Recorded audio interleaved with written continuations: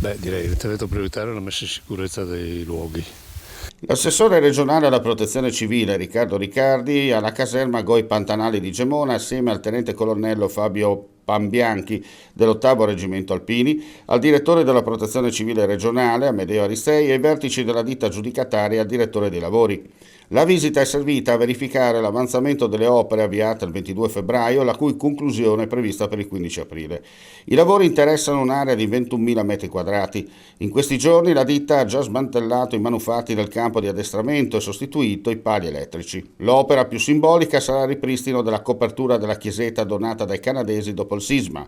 Le asfaltature interesseranno circa 18.000 metri quadrati di superficie. Entrando nel dettaglio del programma, Riccardi ha confermato che tra i momenti più salienti figurano la Santa Messa del 3 maggio, presieduta dal cardinale Zuppi e concelebrata da 40 vescovi che all'epoca del terremoto servivano come parroci le parrocchie colpite dal sisma, il concerto gratuito di Bocelli, la partenza della tappa del Giro d'Italia. A disposizione del prefetto che già nei prossimi giorni ci ha chiamati per condividere insieme un percorso che non tratterà una sola evento, ma dovrà riguardare i principali eventi di questi 50 anni dal terremoto.